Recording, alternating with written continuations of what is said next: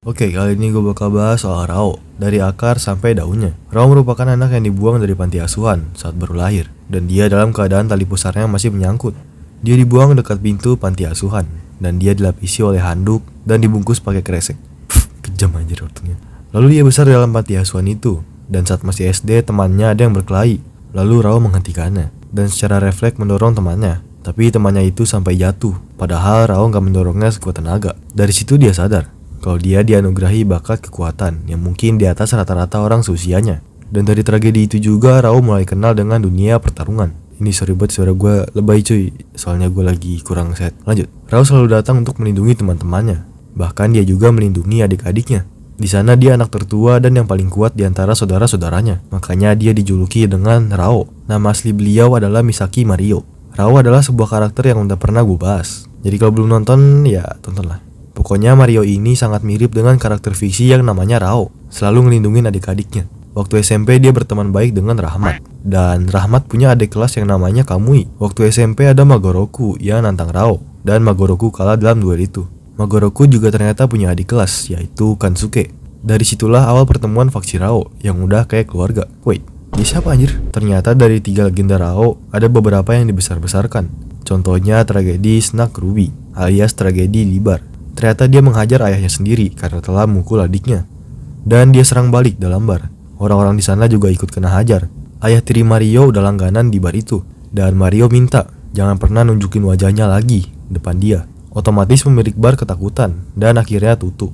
Dalam legenda yang didengar orang-orang itu kelihatannya kayak Rao mabuk sambil ngehajar orang, bahkan sampai barnya tutup. Padahal bukan gitu ceritanya. Jamuo pas denger cerita aslinya aja sedih anjir.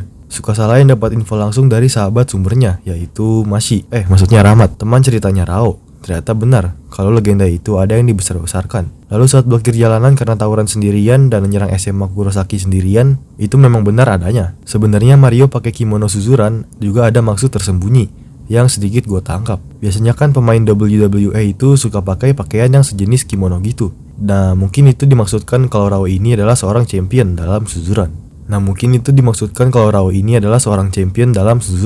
Dialah yang teratas dari yang teratas di Suzuran. Dialah orang yang terkuat dan dari seorang petarung sejati yang selalu menyelesaikan masalahnya seorang diri. Kang Solo. Maka dari itu Rao sangat dihormati oleh semua orang yang tahu cerita dia sebenarnya. Sachio yang terkenal solid. Sepertinya setelah kalah dari Rao dan tahu cerita tentangnya, dia mungkin terinspirasi. Makanya saat berurusan dengan Nanamori, dinyelesaikan masalahnya sendirian. Makanya Yuken bilang Sachio kalah dalam duel dan sebagai seorang pria. Karena Rao ini benar-benar pria sejati dan memang seorang Sigma male. Dia gak punya gengsi di antara pria lain di Suzuran. Dia gak mau nerima pasukan. Orang yang ada di faksi dia itu adalah teman dia semua. Bitzo awalnya kalah dan akhirnya mungkin ikut Rao. Tapi mungkin lama-lama dia jadi teman. Mungkin dimanfaatkan juga oleh Rahmat karena mereka juga butuh satu orang jenderal tempur yang punya rawa rontek buat backup kekuatan. Rao bahkan gak gengsi. Suzuran ngebantu sekolah lain. Karena kenapa? Jarang yang mau berteman sama dia. Rata-rata datang buat nantang. Fujio awalnya cuma penasaran pengen kenal, dan dia berhasil berteman. Rao juga menerima, walau awalnya awkward. Karena pas ketemu di tangga itu, kelihatannya kayak pengen nantang. Padahal pas ketemu di rumahnya, dia orang yang baik. Rao adalah paket komplit dari seorang pria sejati. Dia seorang Sigma, monster, dan terkadang jadi teman yang selalu bantu satu sama lain. Gak peduli dengan gengsi sekolah Suzuran, tapi dia tetap jaga nama sekolahnya, biar gak dikalahkan oleh sekolah lain. Makanya tanggung jawab Rao gue katakan besar, kayak punya gue.